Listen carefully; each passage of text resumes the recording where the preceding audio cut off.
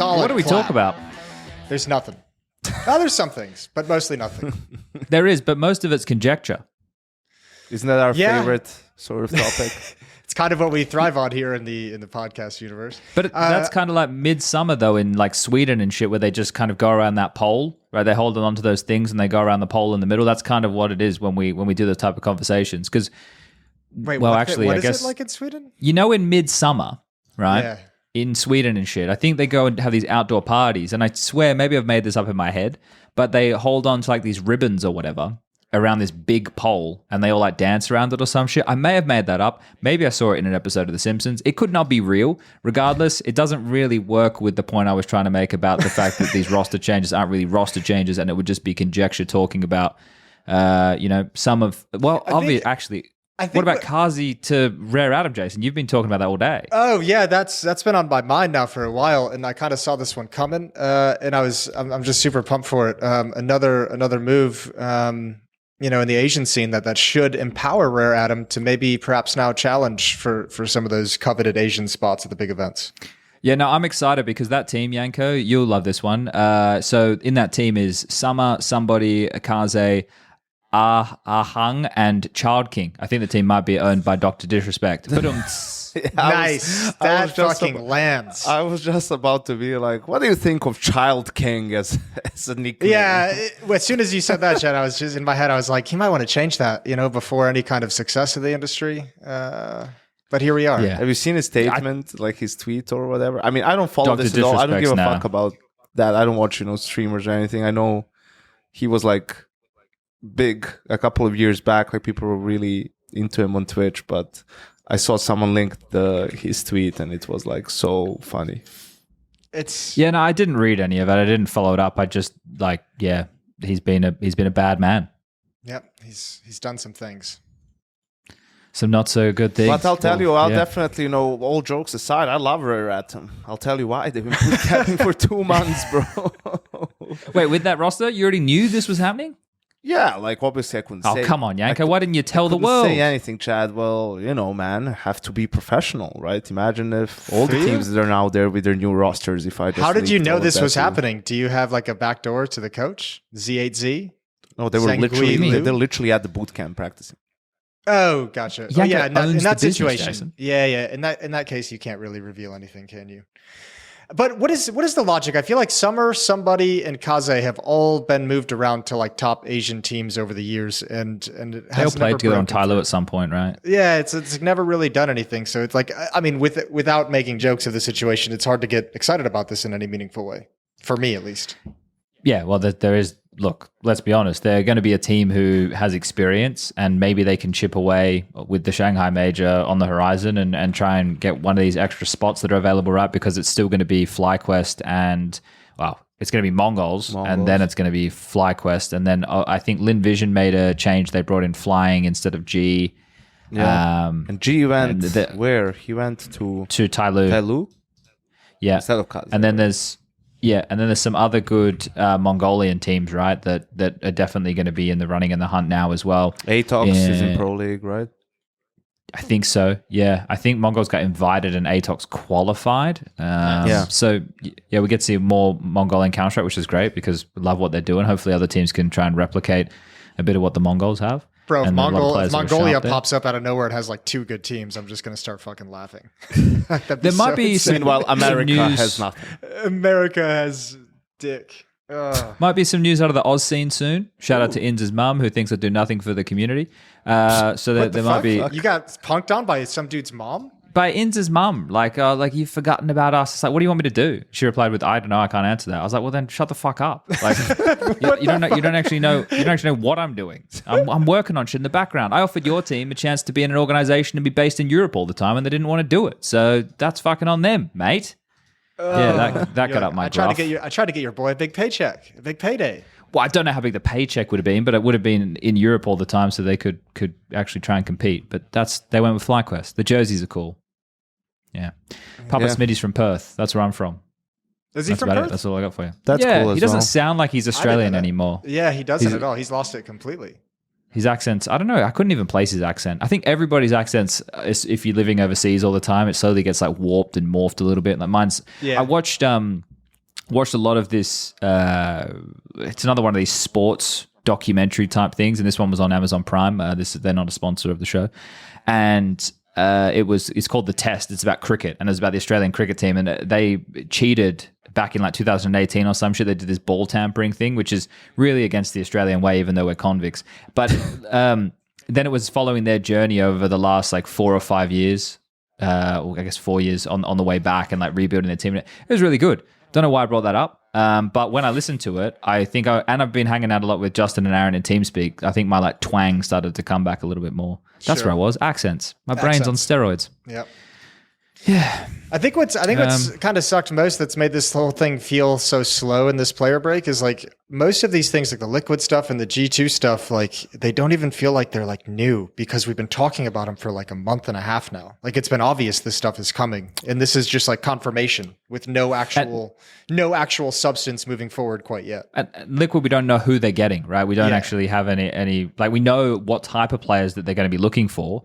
But G2 with the whole Malbs M80 thing, and then I guess the big question mark is Hooksy going as well? And as every day passes, it probably seems less likely. And we could, go around in circles about that until the fucking cows come home. But it's probably more interesting to talk about where the players that have been replaced could go, right? That might be more of an exciting narrative. Like, Skulls is already going to Furia, right? So I'm pretty sure we saw that reported on just the other day. Cadian's in a tough spot, though. I don't know where he goes. Yeah, I don't know where the hell Cadian goes. He might be in a situation where, like he's done a couple times in his career, he's got to drop down and kind of rebuild his value. Or wait to the next cycle. That's something that some of these players do. They just ride the bench until the next cycle comes around and see if there's any opportunities there. Yeah, but then you'd be waiting until after Shanghai, right? So you'd essentially be out of commission until 2025. Yeah, I don't know. I don't think it's the worst thing in the world for these players to take a bit of a break. Obviously, you're out of form and you're out of meta. I think if Cadian takes that kind of a break, I think it'd be really hard for him to get back. Well, you think that about Simple, mate. So and Jason thinks anybody who takes a break, they can't come back. I don't think Simple's coming back. And if he does, he'll be a shadow of his former self. I just don't think he's gonna have that kind of game anymore. I think the mental edge, I think he's lost it. It's like that scene from Top Gun. I've lost the edge of my wings. Yanko? Yeah, of course. I think also, that's simple. I mean, here's also the thing, Jason. He was the best player in the world for sorry, I want to sneeze. Bless you. Gesundheit. There we go. What else do they say? That's a really good mute of the microphone as well. I just moved my head away. Yeah, his level was so insanely high that it would be kind of ridiculous to expect him to play even close to that level. But even if he drops off a decent amount, he's still a very good fucking player. I mean, sure, we need to see how good would he be in CS2, but I think just the sheer amount of game sense that Simple has and the knowledge and the experience, right, where he could still be very, very good for a team. I do agree with you that, the mental side of things is like, did he manage to reset himself? What's his state of mind? Now going into a team, what's the motivation level like? So those are all question marks. And that's why it would be, a risky move if you're a contender team, to go for him, because he could potentially just disrupt the team atmosphere completely. Or imagine you told teams 3 years ago Simple is available, right? They'd be chomping at the bit, yeah. Exactly, right? So I think that makes it interesting. Cadian on the other side of things, I think it gets really tough for him. Why? Because it's not like Cadian didn't have drawbacks to begin with, right? I mean, he's not an insane individual player. He's not like a crazy good opper. He's really, really good in the clutch. And it does feel like that he doesn't, the stage doesn't really affect him. If anything, he plays a little bit better on stage, but that's still, his ceiling is not very high, right? So if you get him as your IGL, you're committing to that being your op, and probably you being lagging behind some of the other teams. I mean, just looking, you have Shiro and Spirit, Zywon, Vitality, m0NESY, Broky, right? Even Torji has been playing on a high level, Device, and so on and so on. So you're agreeing to that at first, and then on top of it, him being removed from Team Liquid after 6 months, like them not even being willing to give it a full year or anything like that. The rumors that were coming out, about the micromanaging and I don't know what else. That's something that a lot of experienced players or just really good players do not want from their captain. They don't want someone telling you, peak now. I want you to swing now or hold, push. Yeah, exactly. Like those sort of things. Like you want to be able to play off of your own feeling. And it's also a little bit, that doesn't make too much sense because, that player should be able to feel the timing for himself and when to peak and how to peak and that sort of a thing. So I think this whole Liquid experience has actually put Katie in a really tough spot. And I think also now in hindsight, it changes the narrative completely about the Stabby situation, right? Because sure, you can talk about how they handle all of that. Was it perfect? Definitely not. But, they were the bad guys in that scenario and they backstabbed everyone and they're assholes and whatnot. While now seeing how things went down in Liquid, you're wondering if maybe Cadian was just... this sort of he has this sort of a dictator type of leading where it's his way or the highway, and I think that was fine in Heroic because he didn't have big personalities on the team. I mean, yeah, sure, Stone now is a big name and a big player, but when they just started out in Heroic, he was just a young up and coming player, quiet guys on the team, and they were having success. So that was they were willing to put up with it, but I think they probably felt that they came to a point where that was starting to hinder them. And that was what was lowering their ceiling to some extent. So that's why they sort of rebelled and wanted that change. And now when you see how things went down in Liquid, maybe you're thinking, hey, maybe those guys were onto something, right? Yeah, it feels now looking back like it was a clear sign that Stound and Yabby had maybe kind of outgrown or developed past Cadian style rather than it being some actual backstab, dirty political power play or something. It gives that new light to it. Well, Stown could have said when he was in my living room, right? He could have broken it all down for us then. What do you guys think? Well, actually, no. What do you guys think? He wasn't too chatty at that point. No. Well, look, this Nitro reportedly returning to Counter Strike. I don't want to rain on parades, and maybe I'm wrong, but I don't see any world where he would return to Liquid. I think it would be probably not a great decision from Liquid to do that, but. Now that Stewie wants to get back in the picture, maybe like a Nitro Stewie, older type North American core, like experience. Oh, okay. But I mean, go on with the fantasy. Okay, Jason, tell us what you asshole. I didn't mean to dumpster. No, but I know the entire reason Nitro departed Liquid in the first place before I joined as a coach was because Stewie wanted to have a little bit more in-game leadership, and they felt like the in-game calling from Nitro had gotten kind of stale. So I think Stewie this is before my time, so I don't know the full story, but it felt to me like that Stewie was kind of like the primary pusher to make that change kind of happen so that they could start getting a new IGL and new tactics and kind of get a little bit more Is that something updated. that's not mendable? Do you think that's something that they could Look, dude, put those things? It's all fucking bendable, but players. Okay. You know players. There's some petty shit. There's some petty shit out there in the world that prevents beautiful things from happening in Counter-Strike teams. I feel like obviously Nitro of old, the one from like 2015 was quite aggressive and stuff, and Stewie's always been an aggressive player. Nitro's obviously developed into something much different than that. He had to be a bit more of a role player doing the AWP in-game leader, and he was never like a star AWP, even though everyone remembers the overpass flicks, right? They were great. We all remember them. But I just thought maybe having those two together and bringing in some of these more younger, more exciting names from North American Counter-Strike, like the JBA kid, but maybe he wants to stay in Wildcard now that it's been bought by, or I think Amaranth is like the CEO or something over there, I think. Amaranth, CEO of Wildcard. I don't know. I think something like that happened, right? Didn't she join Wildcard like a week ago? I have no idea. I'm pretty sure. I don't know where I can link it. What channel in Discord do I put it when in? I typed what you were saying, I just got CEO of Amaranth, and he's at Amaranth CEO joins of Wildcard.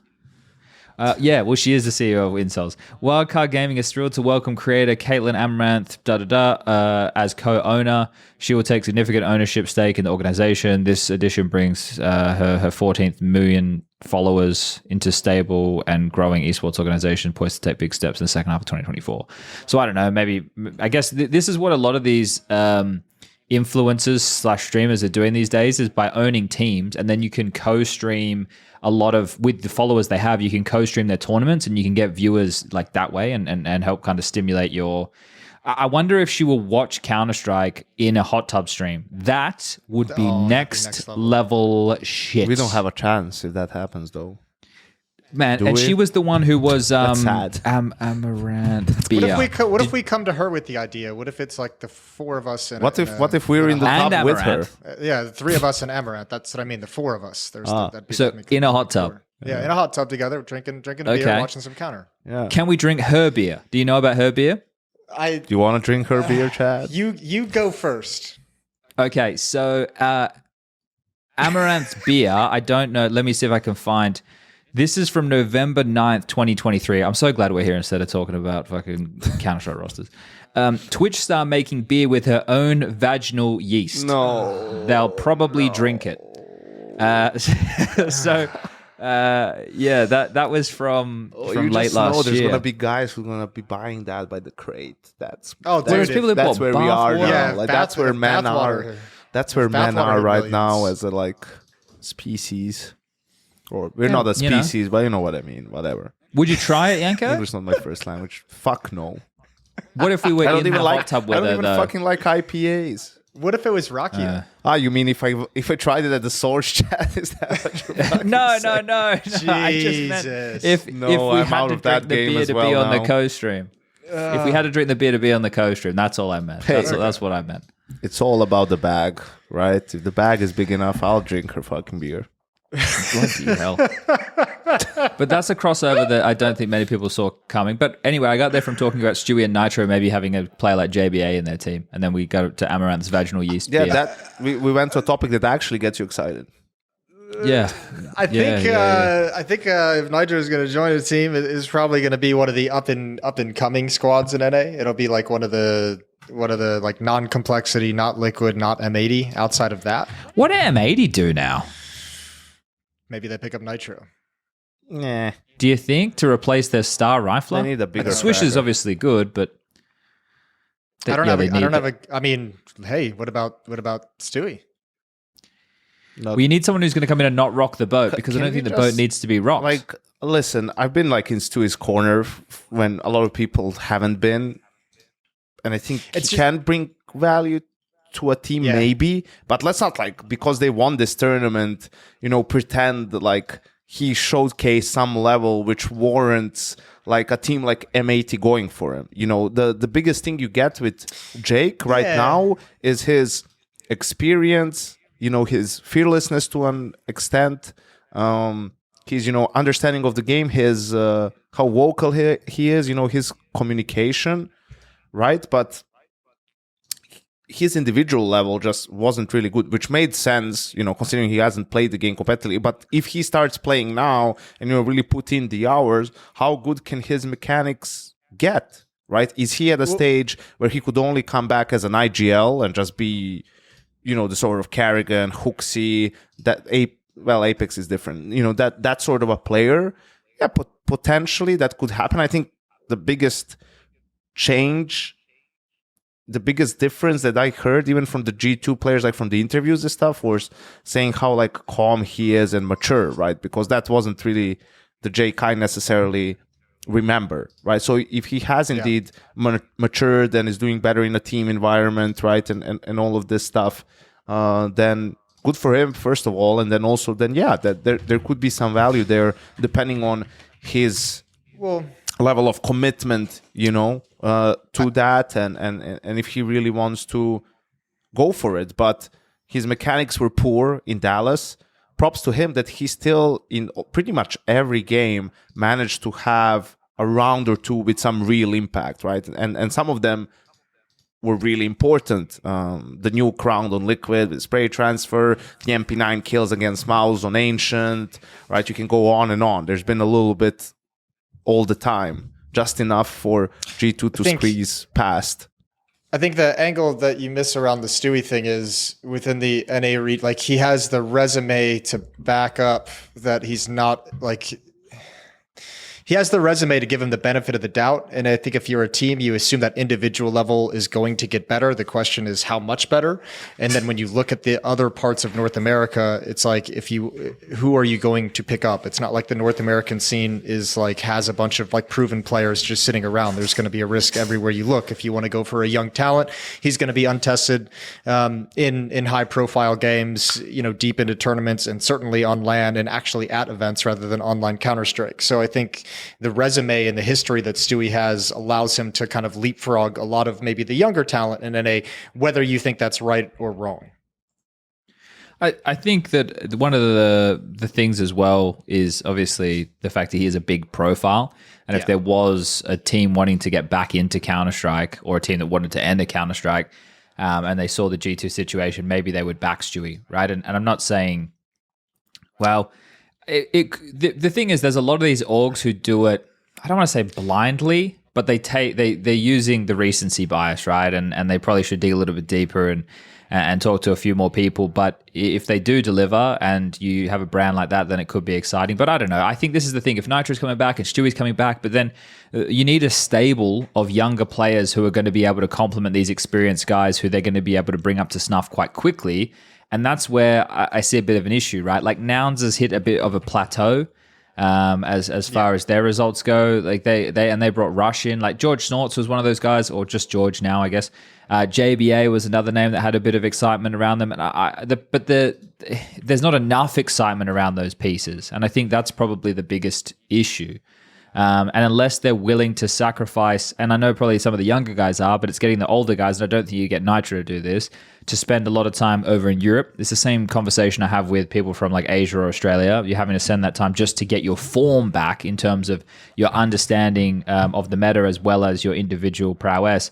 Then you're going to have a really hard time being able to grind back up, I think. I don't think, there's a strong enough scene in North America to get you there as it currently stands. So it'll be interesting to see where these pieces land. But I'm also not holding my breath for anything that's going to shock me. And I'd be like, wow. Like if they do end up on a middle of the pack North American team and then grind their way through with a couple of interesting pieces, that's what I would like to see. A team that's actually trying to join the fray and work their way up the ranks. I think the liquid changes are going to be interesting, but I think the next best roster move that I wouldn't mind seeing happen is Stewie joining Complexity, relinking with Elige and bolstering that team with a little bit of attitude and a little bit of new ideas. But outside of that, any roster change going on in those NA teams outside of Liquid and Complexity is just like, it's just going to reshuffle the hierarchy in NA. It means nothing on the global stage. Which is a shame for M80, but this is how it goes. Yeah. Yeah, I think also with Nitro, I mean, he's a great guy. People always say he's a great teammate. He was the glue guy in that Liquid lineup, did whatever the team needed of him. In-game leader role, picked up the op, a little bit when they were playing with no op, all that kind of stuff. But the thing I fucking hate about well, not necessarily him, but around him, is this is the second time he's going to Valorant and coming back. Yeah, that's why I'm not really so invested. What the fuck is that? Okay, Liquid removed them. I'm going to try my thing in Valorant, like all washed CS players do, right? And then you come back, and then you go again, and now you come back again. It's like, bro, what's going on here? Like, what... how can you trust his level of commitment to CS when, it seems like he's just trying to make the biggest bag available to him. Like he's just picking what makes, like where he can make the most money with what suits him at the time. Like, let's say, he got removed from Liquid or whatever. He doesn't really feel like competing in anything. So I'm going to go and be a streamer in Valorant. Then I'm going to come back. Now I'm going to go compete in Valorant. Now I'm going to come back. It's like, fuck that, man. Like, what the fuck? Well, look, I want to say two things here, because one, I agree with what you're saying, Yanko. Like, I think the flip-floppy nature from our perspective of being, hey, we're looking to talk about the best Counter-Strike players in the world and, a competitive scene and all of that type of stuff. So from that angle, like, I'm completely with you. But I said this about Ethan, who went to Valorant, right? He obviously wants to be in North America with his partner as much as possible, playing house. And, he ended up winning a Valorant championship. I don't know with EG, right? Yeah, with And so that's great. Like he actually competed at but the thing is, like Ethan was still a very good Counter-Strike player when he transferred there, but he obviously didn't want to do all the travel and everything. The Nitro thing, similar vein in the sense of it feels like he's picking and choosing which is the best to facilitate his bank balance, aka, his life and his family. He has a wife, he has a kid, all of that kind of stuff, which got like 2 kids. again, yeah, 2 kids. Again, from the standpoint of talking about the best Counter-Strike teams in the world, it's like, okay, well that's you're not really a serious conversation point until you prove that you're a serious conversation point. Otherwise, I don't have any problems with you wanting to make money as a professional FPS player, but I'm not talking about you in the conversation of one of the absolute best in the world right now or competing in those teams.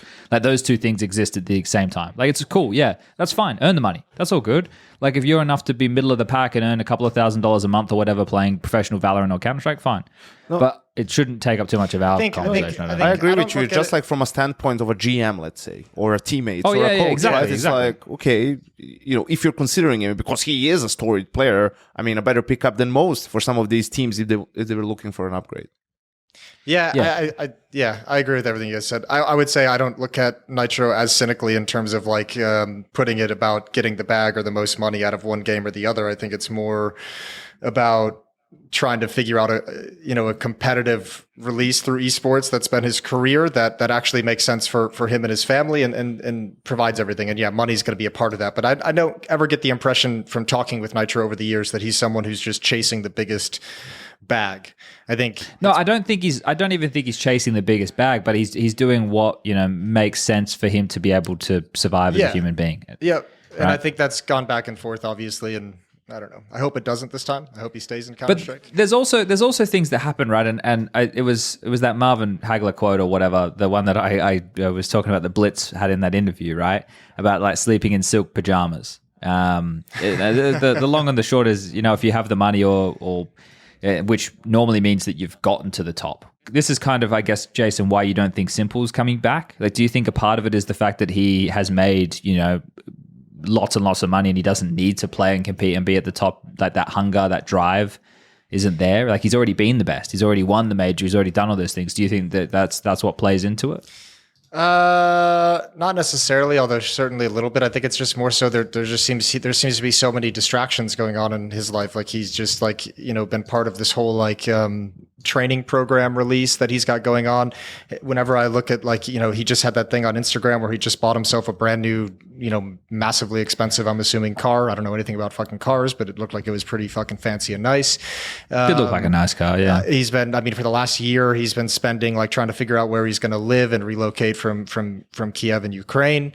And it just doesn't seem like that focus is coming back. And then you get to the point with Simple. You think his window will pass? Yeah, and I think in my mind too, it's like, Yanko, you made that point. Even if he comes back with how good he was at 80% level, is that good enough to risk the emotional disruption of Simple joining your team and how much of a tough personality he can be to handle? Is 70% where's he going to be, and is it actually worth the trade-off? Because I don't think his attitude and his mindset's going to change. In fact, if anything, I think it'll get worse because he's not going to be as impactful and as good as he used to be, and I think that's going to make him even more frustrated, which is going to bleed into the team. So I just don't see a world at the moment yet, when I look at what's swirling around Simple's orbit within esports, that he's going to come back, level-headed, focused, and setting the goal of, I'm going to be the best player again, and I want to be on the best team again, and I'm willing to do anything. Because I think he's just going to be exponentially more frustrated that he's not having the same level of dominance that he's used to over 8 years in CS:GO, essentially. Yeah, well, that's fair enough. I was listening to You're Welcome, which is Charles Sonnen's podcast. He just sits there and rants essentially about MMA / the UFC and other fighting stuff. And today he was talking about the GOAT conversation and essentially how that conversation was created as just for controversy, right? Because it's people unfairly judging other people and using different criteria to compare your thought on who the best player is against the other best player.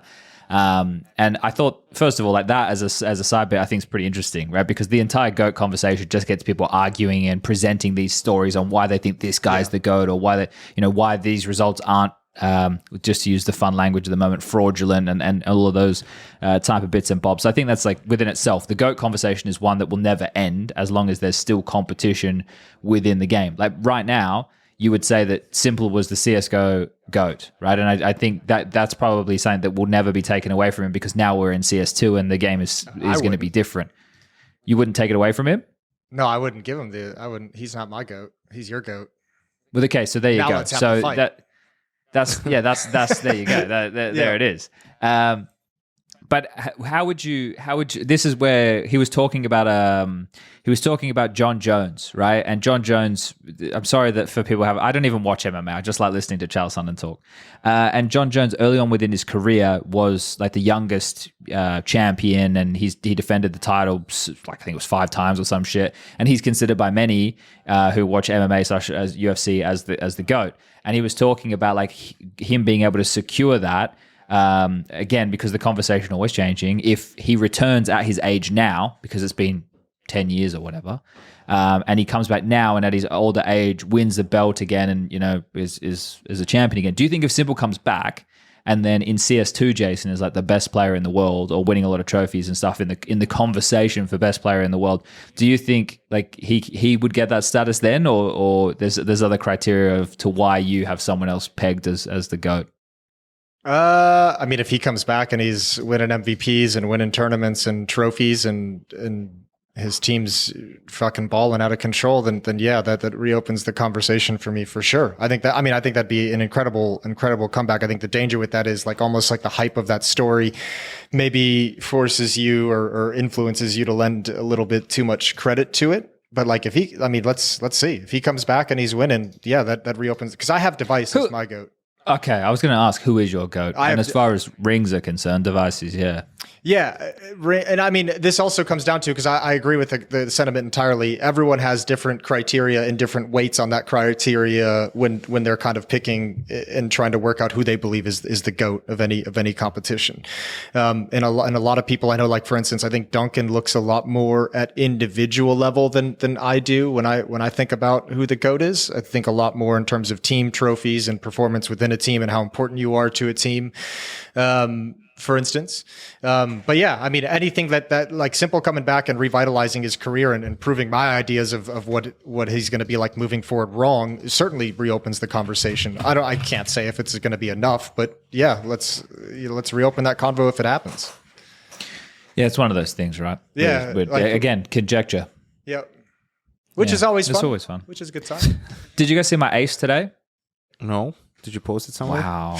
Yeah, I posted it. We ended up losing the game. My eyes are always peeled for a sponge ace. We lost the game. It was pretty sad. You know, I had a real dead period towards the end of the game. I was having a lot of impact early. I'll put it in the chat. I was having a lot of impact early. You know, I was contributing a lot. And then we ended up losing. We went on a 3-game losing streak of tough losses. A couple of 13-11s, a 13-10 in there. Games that we should have won. We just weren't there. And then we played 3 more and we won them. And Harry was playing lights out. Yeah, the fourth one was real nice. Pretty tidy stuff. Well done. That's all I do with. I don't know how you can buy nades and pistols, man, in pugs. It's so funny, dude. Like the start of this clip, always setting everybody up. The start of this clip, Chad, you're just kind of like frozen on catwalk. Like you just like take your hand off the mouse when the smoke plumes. It's like you were turning on shadow play specifically for this round. Shadowplay I recorded that from the demo. I can't get my Shadowplay to work while I'm on face. It doesn't work for some reason. Yeah. But yeah, that was noise. Nice. Oh, what I'm standing there. Yeah, I'm just kind of just assessing the situation. You're preparing yourself for the battle to come. I didn't need to move. I was just like, it's all good. We're all good. We're no qualms. But yeah, then the rest of the day I didn't play very well. But Harry had a very good day of Counter-Strike. I'm proud of him. Good for Harry. To see him, playing some good CS. And so played 6 games, won 3, lost 3. The problem is when we play with Harry, his elo disparity, and same with Rush, their elo disparity is so big that when we're playing with Rush and Harry, we can only ever win 4 elo a game, but we lose max elo. So anywhere from like 25 to 30. And then when we're only playing with Harry and no Rush, we can only win 8 elo or 10 elo. So it's like, we the wins, they're tough and they're grindy and you don't get the satisfaction of the numbers next to your name. And the losses, they're close and they hurt because you lose a lot of numbers next to your name. And it hits you right where it hurts. I can't believe I'm going to bring this up, but did you guys see this whole thing with Icy from MCall? Your favorite team, the one of That's the exactly greatest. why I can't believe I'm overpass- fucking bringing it up. I really don't need to talk about this team ever again. But the only reason it's interesting to me is because he's rumored to be one of the players going to C9. Yeah, so it's interesting to see if And- the indiscretion is going to haunt him. Well, this feels like such a scummy announcement to me in a way, because the first thing my brain goes to when I read this is some kind of like, was he like intentionally throwing games? Was he involved in betting, or is this like unfair behavior in terms of how he's handled a potential negotiation with Cloud9 behind the scenes, like breaking? Well, Overdrive just said it's that he was playing prac scrims with Cloud9 and he didn't tell Amcal that he was trialing for Cloud9. Okay. That's essentially the long and the short. Right, but like of that I shouldn't come understand. from fucking Overdrive, you know? Like that should if you're But gonna make- everything comes from Overdrive. I know, but if you're going to make this announcement as an organization, like, don't make it fucking sound like he's potentially been doing. I don't know. Maybe I just read it really wrong. I don't know how you guys read the headline initially, but I was like, this looks like they are investigating him for some kind of like match fixing. No, I think it's. I thought it was like that he reached out to players to get him to a different team. Okay. You know, that he Yeah. was like communicating with an org or someone, and that it wasn't done through the proper channels, right? Which I guess something similar was what ended up being the thing where he just Yeah, played I just- scrims with another team. And I just wish that would have been part of the initial announcement from the org. But yeah, Well, I guess you're not. You got to put your ear to the ground when Overdrive's talking, Jason, and you got to listen. I'm gonna turn on alerts for home. I think something though, I don't know if we maybe touched a bit on this in the last episode, but with the Liquid situation now, it's official that they parted ways with Zeus as well. Yep, So it's like, it's a half rebuild. yeah, but you know, I wonder. That's really a little bit of an indictment on Zeus in a sense, right? Because on one hand, Well, the entire leadership of the team's been stripped, coach and in-game leader. yes, but so okay, but let's say if Cadian style was that and he was like wanted to do things his way, so why does that also reflect on Zeus too? Was it because he was the one who let it happen? In a sense, was that it? Was that like not like coming in and saying, listen, you know, Casper, this is unreasonable. We can't be playing this way.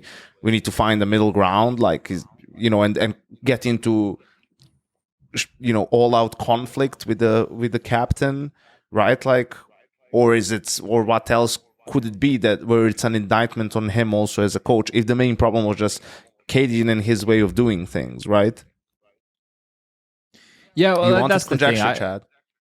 Yeah, well, but that's it. I don't know where to take the conversation. That like obviously we can speculate. But for me, it just seems that the leadership structure of the team was not up to par. That would be the only reason that you would be getting rid of both the coach and the in-game leader, and that you would now be putting your star rifler with all the responsibility of being the in-game leader. Right? That's telling that. If it's either a request from Twist to like, I don't want this guy to be my coach, right? Which who knows, or it's Zeus didn't fulfill his obligations within the team. We think that we need someone who's going to be filling that role in a more suitable fashion. So either way, I guess you're right. It does like why are you getting rid of the in-game leader, the rifler, and then the coach as well? It doesn't look good for any of those parties, but we don't know exactly the rationale for why it didn't work. I think also maybe too much kumbaya. Yeah, I just realized maybe instead of just like speculating on this shit, it's better to just kind of see where he could go. And you know, the obvious one is Furia. Do you think that's it? Well, that could be a thing. I mean, then there's Please. also a question of if he even wants to coach moving forward. I mean, he did switch into more content creation and more streaming and more YouTube back in Brazil. He should coach. He should go. But I think him coaching Furia would be good. I think that they like. I mean, it'd be having silly him of there Furia with Fallen. not to investigate the idea now that he's available, right? Like that seems like it's worth the entertainment, worth the conversation. Especially because they're talking about they wanted a European coach or whatever. Well, Zeus is Brazilian, but he spent a lot of time with Liquid, who was an international squad. So I think that's the closest they can get. And it's kind of the best of both worlds for them because obviously he speaks in their language, but has that experience from an international team. He also has the resume. He has the history with Fallen. He's a big fan of Skulls. I think that makes sense, but also at the same time, is Furia just making? This is where some of these things I always want to know more, and we don't have more answers. Like I want to know, hey, how much more are we adding in regards to G2's conversation? Is there going to be another change in Furia, or is it just going to be Skulls coming in to fill the empty spot that Kai left? So that's where some more details would be good. But this is kind of what I expected. Teams who want to get rid of players and have them on the market would be announcing that at the start of the tournament break, and then teams will save it until the final few days or the final week of the tournament break to then be announcing their pickups, right? Because they're going to spend the majority of the time throughout the break speaking to which players they want to get, trying to have the contract negotiations, and then use the hype of that going into the first tournaments of the year of the season with their announcements, right? And that makes a lot of sense, because I see people saying, oh, it's a pretty boring roster mania. I made a tweet the other day. I was like, what's the difference between like just a transfer window and roster mania? Like mania, like it's not really a mania. It's just a transfer window. This is what people should get used to. In the breaks after the majors is the time where the transfers will more likely go down, and the rest of the season will be slowly working your way in and ramping and attempting to qualify and then play the major. And that's how the seasons are going to go. There might be some changes like in the midway point of the second half of the season, right? For the teams that don't qualify for the major. That's probably something that will happen. But otherwise, yeah, I don't know. It's not crazy right now because it doesn't need to be just yet. Yeah, but I'm with you that it makes more sense, and that's why it's very unlikely that we'll see 2 blockbuster additions for Team Liquid, to replace these players. What's your money on, Yanko? If you could pick, right, of like players that are reasonably available, not saying they have to be free, but let's just say reasonably available and wouldn't be too oh wow, they bought this guy from Heroic, which would seem quite difficult, right? Like I think that'd be hard. Who do you think they would get? Need an AWPer, need a rifler, and let's use this key piece of information that Jason loves, that they have to make sure that they keep a balance, so that's like a 2-2-1 split or a 3-2 split, so they can retain a North American position. You have it? Hit me. One of them is your boy, obviously, because JKS Justin Savage. Because JKS gets them that neutrality where they can play in NA or EU, wherever They're Switzerland, want. Baby. Yes, exactly. And then the second one, I think it depends on how fucking content/crazy they want to get. Because we mentioned it last time around as well. We said simple, yeah. Simple. That could be like a big, look, a team with Twist, Nafi, Kindar, Simple, and JKS. You have 5 guys who all know Counter-Strike. But they've all won on the highest level. Yeah. They've all won on the highest level, except for arguably Kindar, right? But I think, so like it's a big swing. Why do you hate Twist? It's what? Yeah. Why do you hate Twist? I get you now. But it's a big swing, but if it somehow works out and, Simple works out, then all of a sudden you can contend for the second major, right? But a more sane option for Twist probably as well would be to get still JKS, but, get Hades, like someone who is not against that. Yeah. Would be serviceable, or like a month, someone in that region who's like Mantu's spoken for at the moment, isn't he? Who's he playing for? Where is he at? He joined someone. Is he? Who? He joined Mantu? 9, right? I think he joined 9. The Polish team. Oh yeah, pretty recently. All right, in May. I didn't catch that, but someone like that where you could like he understands the game and all of that stuff. Sure, his ceiling isn't through the roof, but you're giving him an opportunity. You sign him on a short-term deal. It's a sort of a prove-it opportunity for him as well. You also use the 6 months. You don't want Twist to turn full IGL, and you tell him that, but you're willing to let him do it for this season to sort of dip his toes into it and see how it would work, right? Whether he would love it or hate it. But if you're Liquid, you're telling him it's like, we don't want you to do this for another 3 years. Like we will go and get an IGL after the Shanghai major. And I think that's most realistic thing, is to see Liquid get 2 sort of stopgap solutions for the second part of the season that still gives them a chance to, because they have 3 good players on the team. Okay, 2 good players on the team. And Ikinder is a question mark a little bit. And then he's going to get back there. So you can at least make the major, right? And get that sticker money, if nothing else. But they could have gone the other way, right? They could have replaced, like, say, Skull still kept Cadian, and I guess let's say that Yakinza didn't get along with him or Twist didn't get along with him, right? One of the two, who knows? And then kept the core and kept their in-game leader, right? So obviously, there's a reason they've gone with these three. And would you be doing this?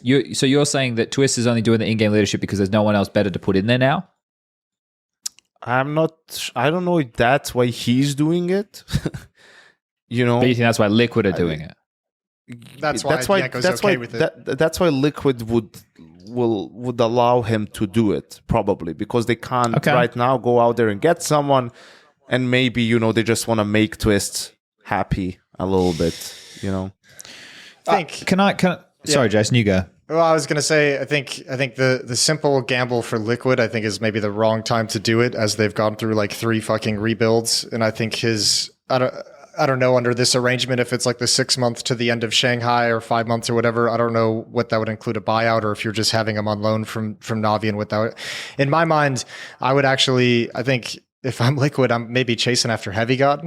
I know he's been linked to Cloud9, but that also gives you that neutrality, Israel. As True. Yeah.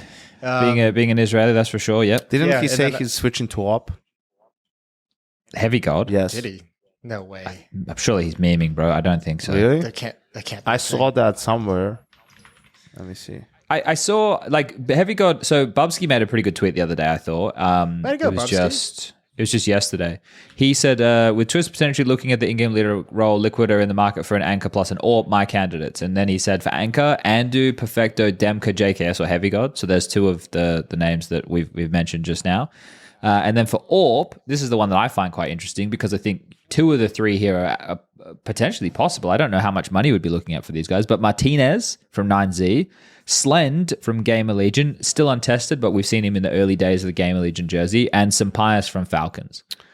I thought they were pretty good suggestions from Bubsky. Okay, I just saw the first tweet from Heavy God. Like, I didn't see that he tweeted the same day later after long thinking. I think I'm going back on the rifle. Fuck off. Getting trolled. What fucking? I mean, cool. yeah, I think Martinez could be a cool idea. I have to imagine, again, like a buyout is going to be a little bit crazy, as we know that region gets a little nuts with that. Well, there's also the issue is they're all Europeans though. Those 3. There's also another issue with the cutoff point for the fucking close qualifier and the RMR, right?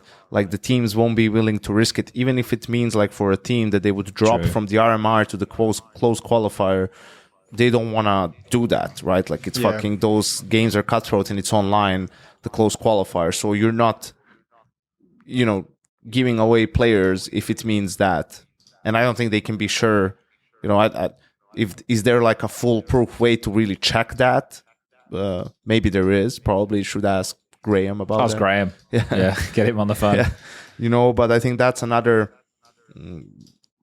part of this equation, you know. Yeah, I think Heavy God Hades would be my pick. Okay, interesting. Can I go off Liquid? Unless you guys want to keep talking about them. Did you guys see? Like, I don't know how much you guys keep up with this stuff. Did you see the update last night? Yes. Yeah, I did. So, did you see the community? Well, ever since last, what was it, the 19th, which was, I guess, the 5-year anniversary or 25-year anniversary or whatever of Counter-Strike, and the data miners putting all the stuff out there and the community doing the classic thing where it whips itself up into a frenzy. Yeah. You see the, like, how disappointed everybody is. It's like, oh, this is an operation for 25 years. Valve fucking hate us, man. Valve don't even care about the game, man. They just hate us, man. It's like, what? I was probably like that when I was a teenager, you know, and now I'm looking at them, I'm going, what do you guys want to do exactly? You want to have an operation. The one qualm that I'll get on board that people have an issue with is the content of the different game modes that we used to have in CSGO that we still don't have in CS2. I can understand why that, because, like, people, for example, we talk about this, like the Danger Zone community. I know it's a small one, you know, the retakes, all those little things. We had that previously. We don't have that anymore. And obviously they're working on it, I'd imagine. But it's like, the missions that we got in operations were dog shit. It's like, well, go out if you really want. Go play a match and go get 5 kills with an XM. I'll write you a fucking notepad document. I was like, we don't have any content, man. It's like, but that's Counter-Strike. You go and you replay the 5v5 on a map over and over and over again, and it's always different, right? Because you have the opportunity Decisions are different, utilities different, everything. Lessen your mistakes, have bigger moments, like do all these different things. So when I see that, and I get, and like I said, I was definitely like that once upon a time. Now I see it, and I'm just like, guys, like you're saying, oh, but it's the 25th anniversary. It's like, so what? Who cares? Like it does. When Valve didn't even say anything. Valve didn't. You all built yourself up into this, and I think the data miners get a little bit of flack as well. And I was thinking about it earlier today. I was like, these fucking nerds, man, digging through the files and putting all this stuff out there. But that's what they like to do. They like to see what Valve are doing, and they tell people, and then it's how people use that information and then build up their own expectations and then get disappointed. Like, oh, they didn't give me an update for their 25th anniversary. And I'm like, Jesus, Christmas. Just go play some fucking aimbots or deathmatch, cunt. Like, come on, man. I think it's also... Yeah, go ahead, Jason. It just throws me back to remember talking to Valve at like the major and just being like talking them through like the list of like issues that were prevalent in CS at the time, and they were just mansplaining. They were like, sure, like which ones do you want us to sell first? You know, like they you can't. What do you want? Do you want them to fix optimizing the game for different PCs? Fix the rubber banding issue? Do you want more maps? Do you want new maps? Do you want an operate? Like there is like limited manpower there. So it is kind of like you can't actually have all these things just drop on you at once. Like there's certain things like the cheating issue. I'm sure if they could just like one guy goes in and overnight code something and the cheating issue is fixed, I'm sure they would do that. But the cheating issue is a big issue. That's why I don't play matchmaking. That's why I only play Faceit, because I feel like I'm sure there's probably still some cheaters in there too. Right? But the biggest one that irks me is the boost bug. And I spoke to them in DM about it, and they were like, "Can you replicate it?" And I was like, "I'll jump in a server and we'll try and do it." And I jumped in a server with like Rush and Aaron and Justin, and we all tried it, and we couldn't get it to go. But when we're playing and we're in a live match, it like procs every time. It's like I've got fucking on my wielded majestic WoW axe, I've got some awesome buff with the boost, and I get it every time when I don't want it. That was such a nerd reference. Sorry, guys. I think also the shame that built up as you went.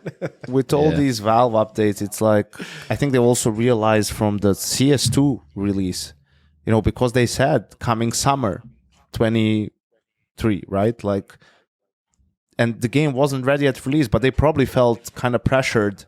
They said when it's going to come to release it. So it's like, why would we ever announce, let's just make sure whatever it is that we're working on, that it works, that we do good work, that it's ready to go, right? Then release it whenever, I'm with your chat on that. They don't care about that. Sure, it would be cool if like things, I guess, but, they don't care about that shit. It's just like, whatever we're working on, let's make sure it works properly, release it when ready. And I definitely agree with this sentiment as well as, who was it? I think it was like Liam Gallagher had this fucking thing talking about the consumer. Consumer doesn't know like you should doesn't know what they want or like what they need or whatever. Like you should be working on a thing that, and then just give it to them, and then all of a sudden they'll be like, "Oh, this shit's amazing." Like I don't think you can do a like how do I phrase this? Like you can't do a good job by listening to the community to an extent, but you shouldn't exclusively, like your plan shouldn't revolve around what the community is asking for. Like, of course, should you work on a better anti-cheat so there's no cheaters in the game?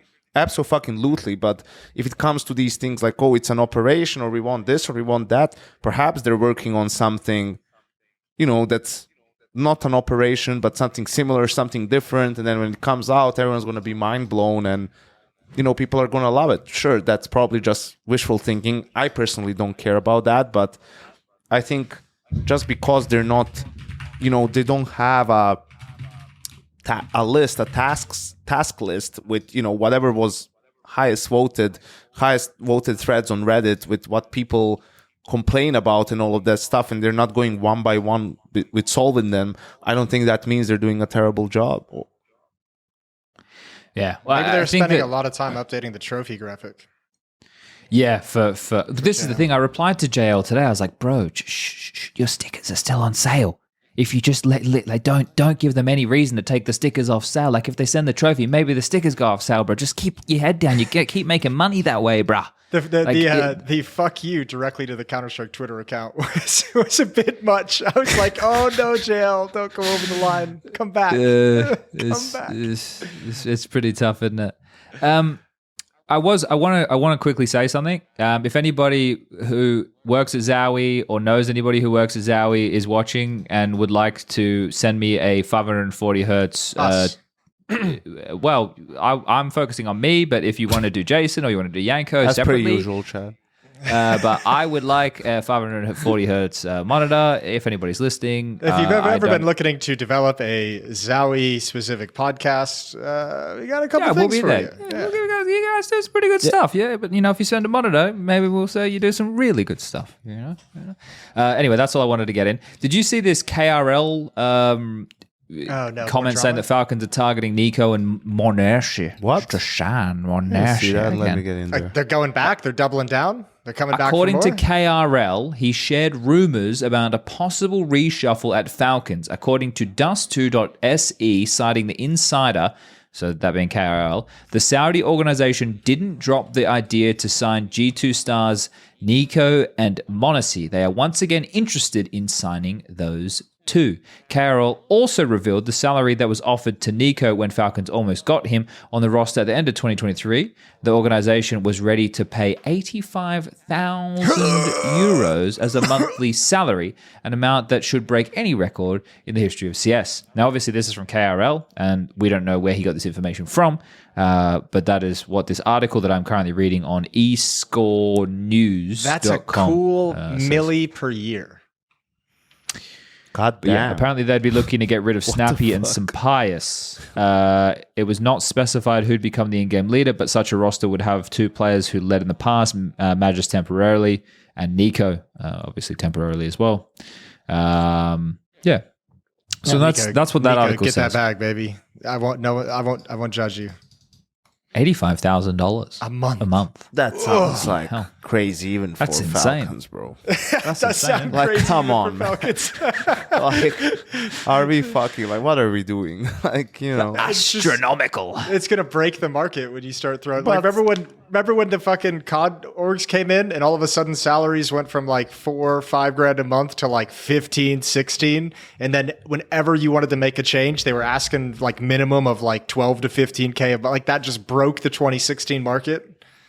It's gonna do. yeah, the but same here's thing. the thing, compared to then and like compared to, the VC money coming in and everything, now it's just Falcons. No one else has And everyone that. else is all the big struggling. orgs don't have that amount of Well, not at an least 85K. they actually have the money. Teams like G2, like Liquid, like Cloud9, they have the money. It's just they can Don't wanna- they're not gonna spend it recklessly. They also know there's no return on that money. Yeah, I mean, Cloud9 forming that super, getting Perfecto and Electronic, they spend a lot of money, but they can't do that again in 6 months. Same with Liquid. That's why they can't bring two blockbuster names now, right? Like that's why Vitality made the moves when they did. They got Flames instead of Dupree because he was free at the time or like super cheap or whatever. Not necessarily something they were looking for, but they just jumped at the opportunity. So yeah, the Falcons are probably the only ones who will be like, yeah, we're going to spend as much money as we need to create a team that's going to contend for championships. So I don't know. We were talking last episode about what G2 should do is just, renew the contracts of Monasi and Nico, get Nico to in-game lead, if not right now, then having committed to doing it soon, build them a good team, right? And do it. But Sorry that I'm laughing. I just thought, imagine this happens, right? Monasi and Nico go to Falcons and Malbs just joins G2 and he's like, how the fuck did I What just have leave I a matey, man? he just does a glaive, basically. Shit, that would be fucking But I tough. think something that we sort of didn't mention at all, like let's say that G2 is making another change. Let's say that they are replacing Hooksy. Does Liquid like try to get him then and don't need to have Twist leading Hooksy? or just anyone? Like where is Hooksy's stock then if he becomes available to teams? Like What about this? Hooksy, Roy, Nikodos, Stop. Zyphon, Fuck off. and they can't have Yabi, I guess. They need one more. get just someone How else. come we haven't mentioned the Huck Tour girl? She popped off as like she had a she fucking went weekend. viral recently. Yeah, didn't she she? did. Yeah. And Well, the she chick at the also- Oilers game who flashed her tits. I think she lost her job. The What? because she's like an elementary school teacher. So I think That is so fucked. I think she Bro, lost her I job. think let's just open a GoFundMe for her. I think it would pop off. Man, she was doing a service to society there, and she's lost her job. I must have watched that like just 20 or 50 times or something like that because it's just so great. too good. It's just It's too too good. good. And it's like the southern accent. It's just like, and the smile on her face, and just like the fucking gusto that she delivers the line. It's like, oh my God. It's just like you have all those TikToks or whatever. After that is the crowd, like people standing up in the crowd and just, a standing ovation and all that stuff. That's how I felt. It's like just fucking props to you. You go, girl. Yeah. the Oilers flashing chick, I think, got a Playboy contract. Really? So one got fired and the other got a contract. Yeah, well, she wasn't a preschool teacher, so I guess that helps. Yeah, fair enough. I guess, yeah. Bro, okay. imagine all the like whatever dads just going to that board and being like, what the fuck did you do? Rehire this person. Immediately bring her back. What else Not has that happened in the funny? world? Okay. No. I was with you, Yanko. I'm lost. I'm looking up this flasher chick. Trying to Apparently find she did her a name. video, a topless Stanley Where Cup does the prediction. Hawk to a girl live? So I was she's- searching for our next exciting, topic. And Jason, I guess, is doing the same. Yeah, well, I mean, we've gone from fucking vaginal yeast beer to topless girls and preschool teachers walk tying all over the place. So we're having a good time here today. Now, I am excited for, there's like two absolute like dementors, I think we'll call them, so that I don't call them other names, who always comment in the YouTube comments of like HLTV confirmed or here. Like one of them's called Nicholas Ellis, and the other one is, and the other one is, I hope they listen, because they always seem to comment, and they always seem to comment something quite negative about you and me, Yanko. They like Jason for whatever reason, but they don't like you and me. Wait, very who? much. Where? What? And the other guy is called like Tech4172, right? They always bitching and moaning, right? And I was just thinking, I hope that when I'm on my deathbed, that I sit there and I go, fuck, I wish I was more of an absolute sour cunt in the comments of content that I don't have to consume but choose to, and then just pour my vitriol all over the world as a faceless fucking egg. That is what I hope. That is really that's what I hope my life is summed up as, right? Just being some absolute sad cunt. Like, honestly, man, I think about this more and more all the time. Stop thinking about it. No, but imagine, Jason, you use your energy in life, right? There's only so many hours in a day. There's only so much time in a day. And what you do with your life is you go around on a faceless fucking account, right? Because this is the thing. This is why I love the new HLTV update.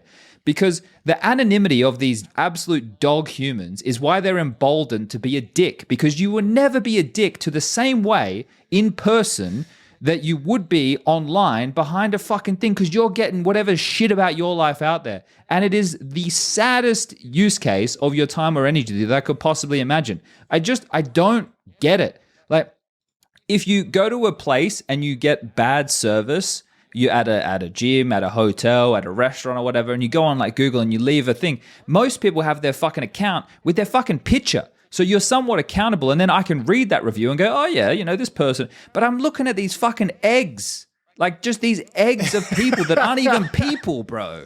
It's like you're not a person. You have no stake in the game.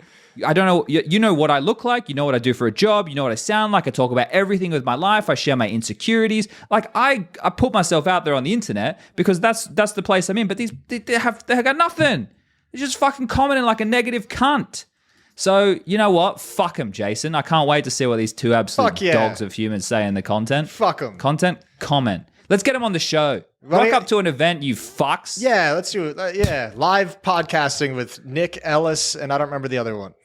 Tech4172. Okay. Yeah, but that was nice. I'm glad I said all that. I feel like That definitely won't come back to bite.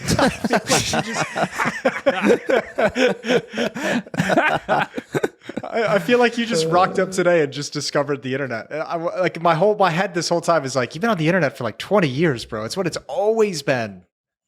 Yeah, but this is the thing I don't like. There's like shit talking, right, and there's in a playful way, and then there's just these people who just fucking put the vitriol out there for no reason, and it's like fuck you, man. Like, but the new HLTV update where you have to link your account now with your Steam account. The forums, I've never seen them more dead, and I couldn't be happier because it just shows me that it was the same fucking 6 dickheads who had nothing else to do with their life, With like just 20 alt constantly accounts just riling it's like, people yeah, up. it's like you sad fucks. Yeah, It's I like, actually like the update as well. Not that I use the forums or posts, but just in general as a philosophy, I think it's a really good one.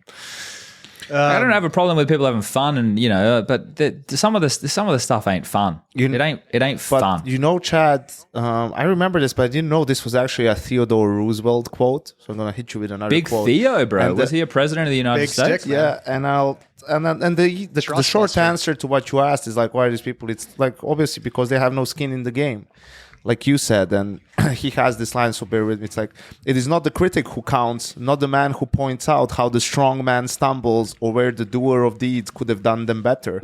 The credit belongs to the man who is actually in the arena, whose face is marred by dust and sweat and blood, who strives valiantly, who errs, who comes short again and again, because there is no effort without error and shortcoming. But who does actually strive to do the deeds, who knows the great enthusiasms, the great devotions, who spends himself in a worthy cause, who at the best knows in the end the triumph of high achievement, and who at the worst, if he fails, at least fails while daring greatly, so that his place should never be with those cold and timid souls who neither know victory nor defeat. Damn, that's my Rough USA. Rider. That's my Rough USA. Rider. That's my leader of the Bull Moose Party. Fuck yeah. Yeah. God, Jason's fine. So it's like the easy I love answer Teddy is just Roosevelt, like, man. for you to be able to, you need to put yourself out there, right? It's not easy to put your name behind anything. Write an article about something, and say, this is who made it. Who was it? There was that Blast guy who got ripped apart for making an article about which team was it that they were. Oh yeah. It was this It was Aussies. FlyQuest. It was about FlyQuest. It was Greyhound. about Yeah. FlyQuest. It was like just talking shit. It's like you do that and got a lot of shit for it from Dexter and Dexter himself, right? Let alone other fans and all of that stuff. It's like it's always easier to just sit back and like talk shit and comment, oh, I would have done it this way. Okay, bro. It's there's jobs out there. Go volunteer, for a tournament, do something, go write articles, work your way up and earn your way to get to a point where you're standing in front of a camera and talking about like the shit and see how you do it then and what people will have to say about that, So that's why I never really care about any of those comments, man. It's Send like, that quote to Inz's mom, Jen. And we'll send with the send picture. this message right now. We'll send this message right now to the Valve devs. All those Valve devs who loyally listen to our show, probably none of them, right?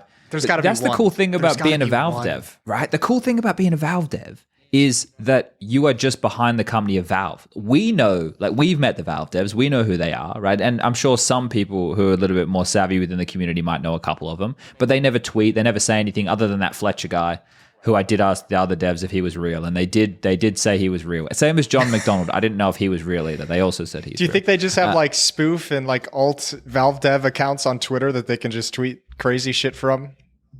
Well, Kind sometimes of like I feel the like they're HLT trolling forum. us, Like right? they have like universally accessible alt accounts on Twitter. Yeah, John McDonald is like. So whenever he's someone just- gets pissed off, they can use this fake personality to just tweet shit. Shit, that's actually a great idea. Yeah, but like the Valve devs, because I'm sure because I know they would check Reddit, right? I'm not sure if they're doing the Asia TV forums, but they're probably checking Reddit and they'll see like what and they're probably used to the consensus and the negative comments and stuff that happen with them. But this is the thing that blows my mind the most. The move to CS2, while I think potentially a little bit premature, I'm not a game developer. I don't know why they released it when they did. Maybe it was the pressure that Yanka, you were mentioning before. But the thing is, they are putting the game on an engine that isn't spaghetti code, that wasn't made from a company hidden path that they had like outsourced to. It's built from like the ground up on a newer engine to give us another 10 years of Counter-Strike. For me, that's all that really matters. Like when we had the update the other day and everyone's like, oh, well, this was shit. But it was like networking update. I'm like, well, that's fucking great. Like if the netcode's better or this is better, that's what I care about. I care about, do my bullets land? I don't give a fuck if I can go and play, this mission of shoot 6 CTs parachuting out of the sky on black site on danger zone. I don't give a fuck about that. Like, who cares? Yeah, I think the problem with some of like that netcode update is like great, and like I have the patience to not give a fuck about it. But if I was playing the game like 8 hours a day like I used to, I'd probably have an issue. Like there are still some rubber banding problems. I think that's the biggest problem is it doesn't feel like issues are disappearing with some of the updates. It changes. Like sometimes people have no issues and then an update happens and then sometimes people have issues. The thing that I thought was really curious is Valve recommending that people use G-Sync, right? And I always saw thought that as well. And VSync, both. Yeah, and VSync is something that it's like, hello, are we talking about the same thing? Like what, you VSync? Are you sure? And I know 3Clicks Philip put out something on that. But I don't know. I don't know enough about computers to really comment, but I do know that Zowie, I would like a 540 hertz monitor because people say that your computer probably can't run that many FPS in Counter-Strike. But I have a 7800X3D and a 4090 with a shitload of RAM running at 6,000 megahertz. I think I'm only so I can get a lot of FPS. My computer actually Zowie, can I'd really get like 540 FPS. Really like that, Let's Zowie. have a conversation. Shout out to Zowie one time. Better than the ISO monitors. Yeah. I think we should probably like do this in the Discord and maybe, since Zowie in the Discord? No. I mean, since there's a lack of news and stuff, we can do a bit of an AMA episode. But I think it's good. Like I saw Lysander asked a question today. It's like a big talk basically in football. The game has become less fun in the last 10 years because it's become better. So good players can't find their spot anymore. So he's saying, is it the same in CS? It's undeniable. The game is better and players are much better, but average level of flair has decreased and the game is less quote unquote fun. Or is it general nostalgia of people talking? I think absolutely both. Yeah, a little bit of both. I think Yeah.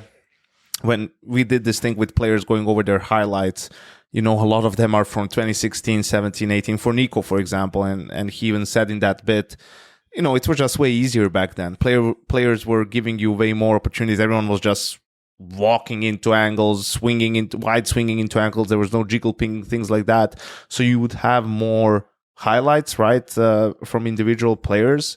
But I don't think the games are less fun nowadays, right? Like only the parts with saving ruins the fun a little bit, but okay, that's because you're playing the percentages. I actually like it because then when you do get a 3K, spray down or a quick sequence, like it's so much more impressive, right? Because wow, you don't get those nowadays, right? Like people are so good at trading and the little things and the details, right? So I don't think necessarily just highlights make for like a fun viewing experience, right? Like it has to feel earned, no? And I think that's what you get nowadays.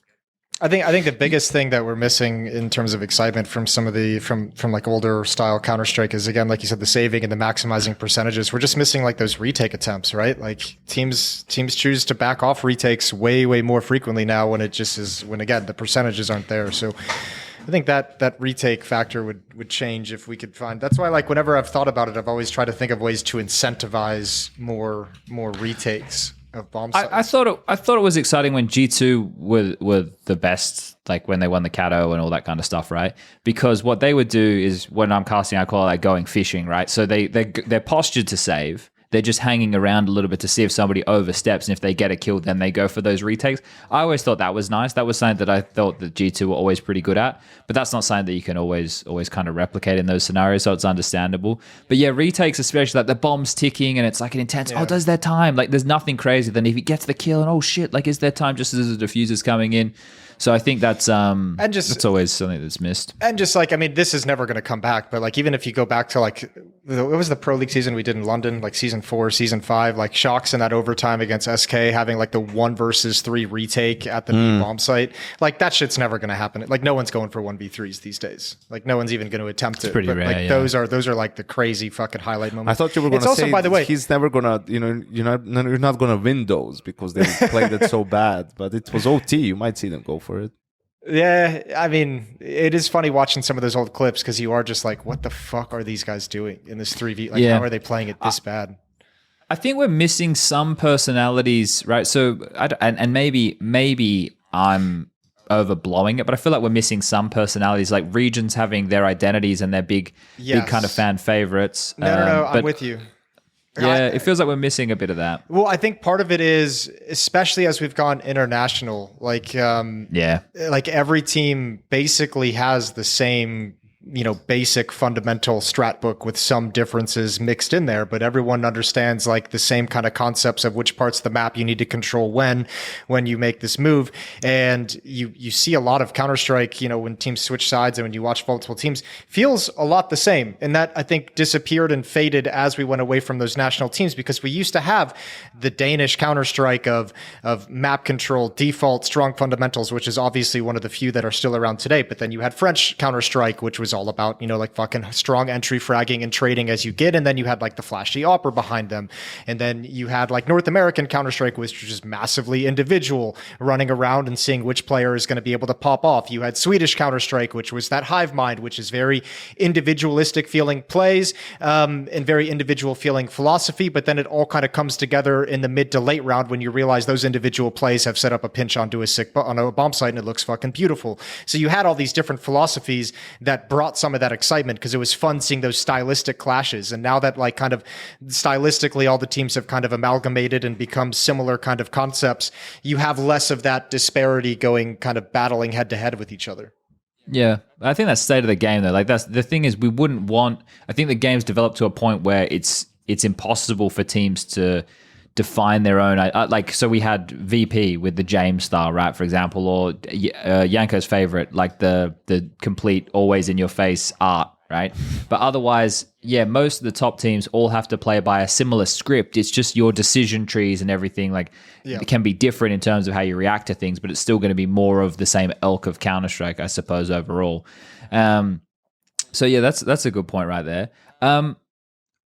I was just flicking through the AMA. I haven't really been very active in there answering many of the questions lately. But Dipper or Dipperzuka, that is I'm almost 99% positive. That is a guy called Dipper who used to play Counter-Strike in Australia. Maybe he still does, but he's a bit more of my generation. He was like a 1.6 player and stuff.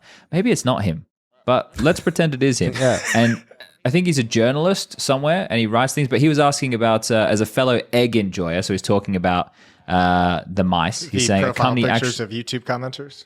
No. Saying a company that actually made a follow-up of the G305 without messing around and trying to do any funky stuff, just straight copy, but with lighter weight and some more modern sensors. Oh, he linked an AliExpress link. Let me have a look. Oh, they did too. Okay. And then he goes on to... Just above that, I had a convo with Zelik, who's apparently a hard glass pad enjoyer. That was pretty crazy. So maybe just let Chad finish Jason, and then no, it is just about Perifs. I don't mind that at all, Jason.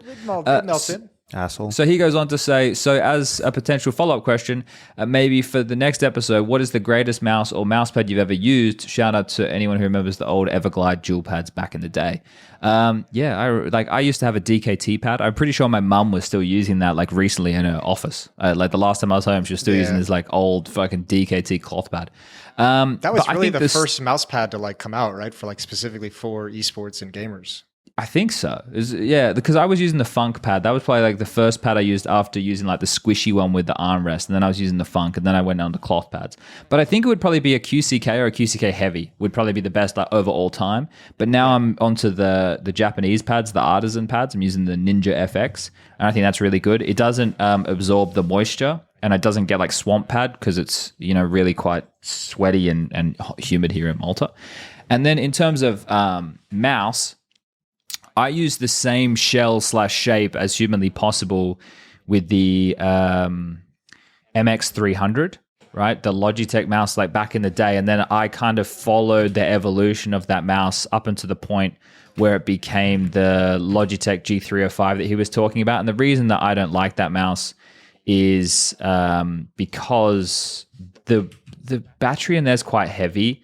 And I started getting this guy called PMM, like he does 3D printing mice, and I'll get him to 3D print like that shell, and it would be really light and it'd be rechargeable. But the problem with it was it would be too flimsy, too light, which I know sounds crazy, but I think you need a certain weight in your mouse when you're playing counter. Like you need a bit of that tactile feel, especially if you're a boomer like me. And because it was so flimsy, and I kind of have a tighter grip when you get in intense moments, it would react weird. Like sometimes I would jump because of it or whatever, and it wasn't fantastic for that. So the mouse I'm using now is the Razer Viper Signature Edition. But I like the small Razer Viper mouse at the moment. I think it's really nice. It's really good in my hand. So that's the end of my response to Dipazooka, which is quite old. You asked that a while ago. Mine would be I love the MS 3.0 way back in the day. The Intelli? The Intelli. It was fucking beautiful. And they've tried to remake it, I think, like 3 or 4 times over the years and like update it. And it just never has, I can never find the same appreciation for it. But that's probably one of my all-time favorites. I'm using currently, what's the new Razer mouse? The Death Adder like V3 or whatever? Not the Death Adder. The Viper V3 Pro is the one I'm using. Okay, Viper V3 Pro. That's ambidextrous. Yeah. So I have... So like, it's the same shape as what I'm using. I think yours is just bigger. Probably, yeah. So I'm using that, and then I have the Razer Atlas at the moment, which is a glass pad.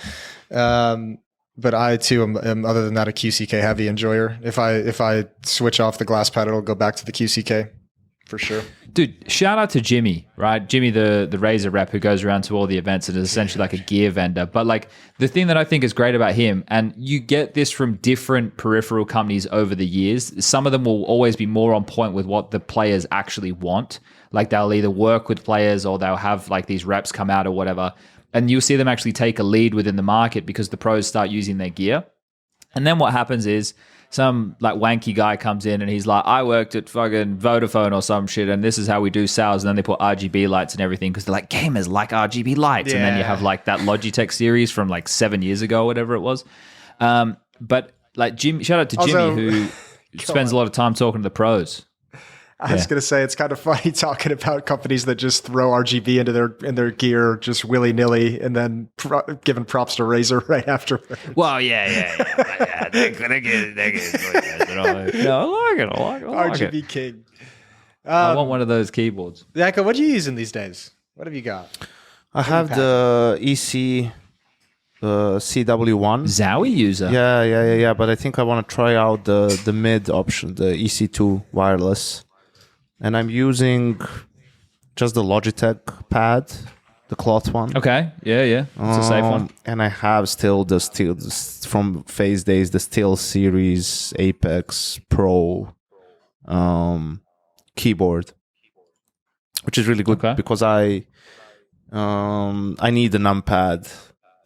Still I'm kind of just used to it. Not even just for CS, like for the binds and whatever. Just like, I don't know. Even sometimes when I'm like typing numbers, I do it with a numpad. I don't know. I've tried, but I might have to switch to a wireless one because I have the wireless. I'm also using like the Logitech wireless headset, because my Cloud 2s, the HyperX ones are kind of really worn out. But it was really good because of the sound card. And I'm really used to the sound card, so I don't know what to do now. They have a wireless one as well, right? Couldn't you still use the sound card? No, but it's wireless. No? Wireless. Oh, yeah, okay. Yeah. I'm still thinking old school tech. Is there wireless HyperX now? There should be, yeah. I think so. Also the cloud. I would say there definitely is, yeah. So, yeah, I want to do really... there is the Cloud Alpha. Cloud Alpha. Yeah, I really want to do everything wireless because it will look so much better. I have to... I don't have a gaming room anymore. It will have to be in the living room, my PC and everything. No. So, yeah, I'll have to, and then it will just look cleaner over there with less cables. Just buy a bigger house, Yanko. I want to, yeah. It's going to take me a couple of years. Yeah. Because of all the money we make. Thanks, like Jason. Yeah, Jason telling everybody how much money we make. What the fuck, Jason? I didn't give a number. Besides, I was going to respond to that. I feel like I handled that very diplomatically. Yeah, you did. As you always do, you fucker. I wish I made $2,000 a day. I'll say that much. Yeah, that'd be great. That'd be a nice little pay rise. I'll tell that. Have you guys read around the new maps at all yet? I played a Mills today with Aaron and Rushley in the morning, but I played Thera before. It's whatever, bro. Like this, No They seem offense. very, I'm they not, seem very complicated. They seem like there's a yeah, lot well, of fucking that's angles with all and new choke maps, points. right? But there is a lot of corridors and a lot of windy bits and whatever. But that's the thing. Unless the map is ever put in the competitive map pool, like to be played by professional teams, it's just for me. It is. Oh, okay. Fuck. I'm Well, gonna like you expose went myself here. hard in the paint on Ancient before Ancient got added to the competitive pool. I remember when Yeah. Ancient just got added to like the casual map pool, you were fucking grinding that shit. Yeah, but that's what I did. Like, It's almost like you okay, could tell so that map was going to be pretty good out the gate. I tend to have that was a Valve added map though. Okay. So that tends to be one of the tells. Yeah. But anyway, this sounds really bad. I don't play Counter-Strike these days to have fun. And I don't think I ever really did. Maybe that period of time when we were playing a lot of Ancient, I was playing more to have fun. I play Counter-Strike to ruin the people playing on the other team's day. So I actually respect that. yeah, so it's one of these things where I could play those maps, and I know Rush likes it because he likes rinky-dink fucking, oh, we're all just having fun type of Counter-Strike, but I like, we're going for we need to get Rush. Okay, hold up a second.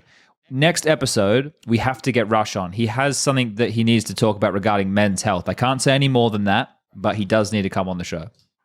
Okay. Cool. I'll tell you guys after, but he needs to come on the show and talk. We'll get about it. Rush into the schedule. We'll have our people reach out to his people. Yeah. Another really important thing in my life recently, guys, we managed to make it to Lantia on Namalsk, which I know you guys have been really excited to see if we've been able to do that. And yes, we have. We made it through A3. We had the timing correct with the portal, and we made it to Lantia. The next step will obviously be going to the Phoenix oil rig. Was it everything that you hoped for when you got there? Everything. Yeah, everything. And we're going to go to the Phoenix oil rig, and obviously we need to find the filament to 3D print the spacesuit so that we can go back to Lantia and spend more time and explore more of the planet with the facilities that this spacesuit will give us. So I just thought I would let you guys know about that. Cool. May the force be with you, Chad. I had a big thing as well. I defended the automaton invasion of 5 planets. Ooh, I was part automaton. I was part of the defensive hold to make sure that they couldn't, start encroaching upon Super Earth. So that felt really good the other day. What game was that? That's Helldivers. Helldivers 2. Oh, okay. That's a game that people actually play. Yeah, I love a good Helldivers. I actually did something too. What'd you do? What did you do? I finished I got the full run in Hades too. Oh shit! My man, you're playing Hades 2?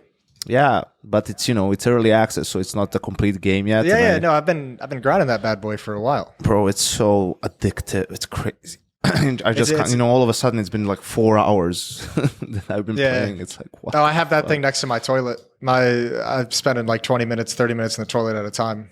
It's great. You have any hemorrhoid issues? Or? No, it's just I actually only. What if the for, run the first like 10 minutes? It's the next 20 minutes are just all Hades 2 focus. All right, without wiping your ass, good to know. Yeah, I just sit there. Should we be done? We've done an hour and a half. Yeah, I think this is the kind of conversation that signals that we should be pretty close to. Yeah, fair enough. Jason, can you name the episode Nicholas Ellis and Tech 4127? Yeah, for you, I will do that. Fuck yeah. Nick All right, let's get out Ellis of here. and Tech 4127. Yeah, those are two of my favorite humans. All right. Goodbye, everybody. Peace. See ya.